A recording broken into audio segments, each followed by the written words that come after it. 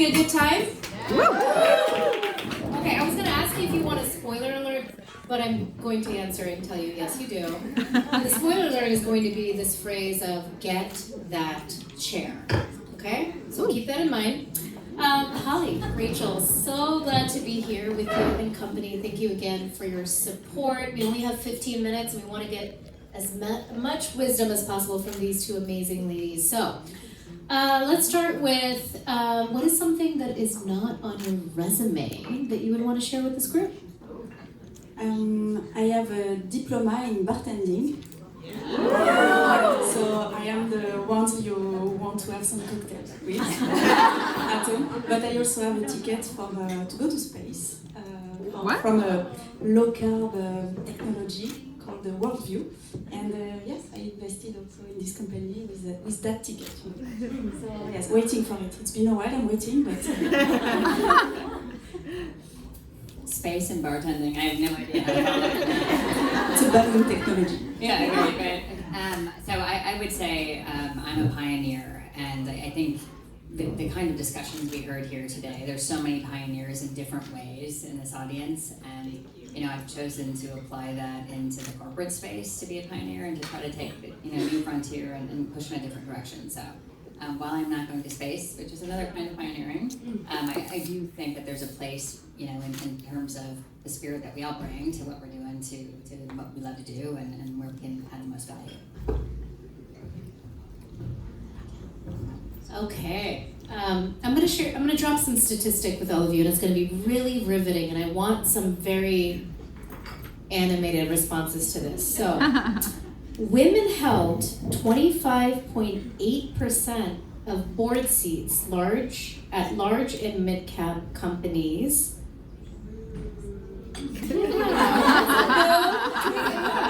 But you know what? That was an increase because that was the 2023 statistic. And do you know where we were in 2022? We were at 24.5. So we had a 1.3% increase. How do we feel about that, ladies? Yeah. Great. Of that 26-ish percentage, and I know there's a lot of statistics out there, so we're just going to generalize this for mid and large cap companies. Only 9.1% were board chairs. How do you feel about that? Yeah. Okay. So let's keep it moving. Let's hear from the two of you. We'll start with you, Rachel, and then Holly from you.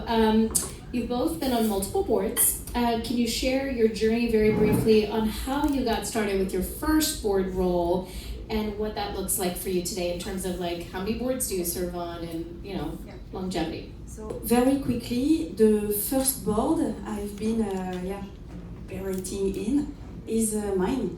I started, I'm a tech entrepreneur, and I started the first company, then the second one, and when you start also to raise funds, sorry for my accent, I try to not drink wine to make sure I was kind of understandable, but no cocktails. But being that tech entrepreneur, co-founding my own company, raising funds, you have to interact with investors. You have to deal with your first boards. So help yourself, But building this company, yes, started to also show my ability to deal with that board. Lots of mistakes, of course. And then those investors starting to I would say, refer me, to advise some other companies they have in their portfolio, bigger companies, I would say, about these cool kids, to be part of their board. And yes, this is the way, it's bad, and this is why there is very few women, but it's lots of cooptations, and it's very men cooptations, and they are lazy, definitely, to find new board members, so they are just tapping in their network. And because I'm part of their network today, I am offering lots of board positions, which is crazy because I'm not the only woman in that room. So this is a pity. To be honest with you, I take that seat again. That's no offering because I want also to whisper new names and co-opt my own board members. So yeah, but this is a real fight, definitely. But starting with your own company and show that you are able to do it to your investor, it's one way to start. Good. I would say my journey was a little bit different in that, I started getting involved in nonprofit boards in an area that I was passionate about. So I'm very passionate about kind of STEM, youth, girls in STEM, and the kind of next generation of innovation. And so I got involved first in a nonprofit board and spent several years doing that, became the chair of the board and said, hey, I can do more if I go sit on a company board. And so I didn't know how to do that. And so I went actually to a board boot camp and I learned, hey, what does it mean to be in a board? What does a board do? And how do I market myself for that? Because it is different than marketing yourself for a job. And so that journey led me to my first board. So I sit on a board for a company that does things about data center cooling and how to decarbonize that space. And that led me to my second board. So I'm on a couple of boards now, a second corporate board that is working on something in the HVAC industry.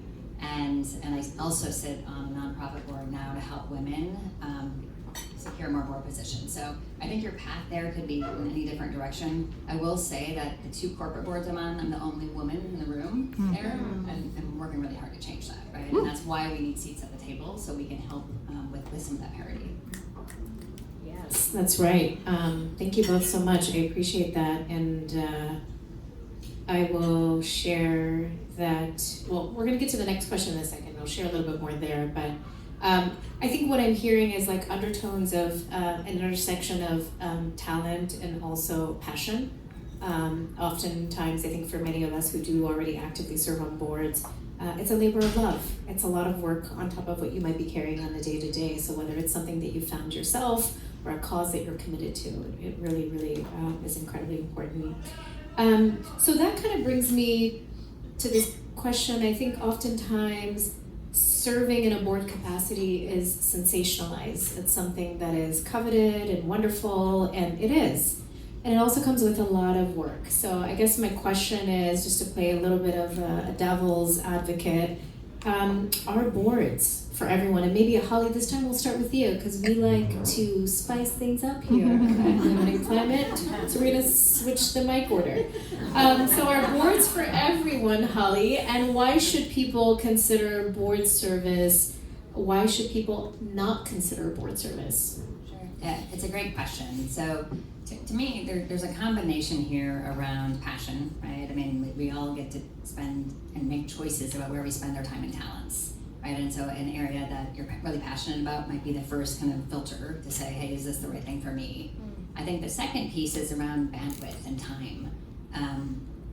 Do you have time and energy to spend to helping guide an organization? And that's more than attending the meetings, right? It's helping with the structure of what that looks like. It's helping, volunteer more time on committees and things like that. And I think the third one piece is around kind of the learning side of it, right? Is there something that you want to learn in terms of being part of an organization like that? So there's some filter criteria to try to decide, is now my moment, right, to try to go do something like this? And then I think there's this thing that underneath that, like what do you bring? Right? What is the subject matter expertise that you bring? What is the unique skill set you bring? What are the tables that you sit at? What perspective can you bring? And finding kind of a way to match that, I think, is the recipe is in there around, is it right for you? Is it right for you now? And do you add value in a way that can help you get that seat?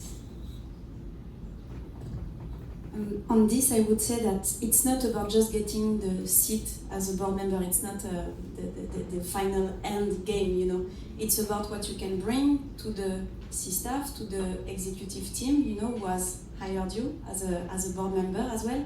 And of course, the closer you are to the industry, the network you can give them, the structuration, the way you are able to challenge their strategy, this is what they are looking for, within their different board members. And also, it comes with liabilities. There is difference between being part of an advisory board and being part of a regular board, an admin board. Yeah, so sorry for the vocabulary here. But what I mean is that it comes with liabilities. It's not just about giving some advices. It's you are also part of a kind of subcommittee. There is the audit committee. There is also the decisions you will make about the salaries also of the staff of the CEO or else. So it comes with lots of responsibilities. So the more you are aware of that, the more you are trying to ramp up your skills on that, the best it is to be confident. And yes, it comes with a lot of work to prep it, to be prepped yourself, and to make sure that you are helping the CEO actually. So yeah, but it's lots of additional time. And I think for many of us also, it might also be a way to fill your cup, right? So sometimes you might choose to participate in advisory or board roles because it's something drastically different than what you do day to day, but you can add value, right? And it's something that helps, I think, from my lens and some of my experiences, learning from other industries has been incredibly important in my career too. So I think it's a matter of, as much as you want to think about where can you add value and talent, it's also like what helps to fill your cup. Because I think we as women carry so much, and we need those cups filled in order to continue building and representing being amazing women, and carrying all that we do. So one thing that's been on my mind quite a lot, Holly and Rachel, is this intergenerational shift in boards. It's a question that I think might be on the minds of many.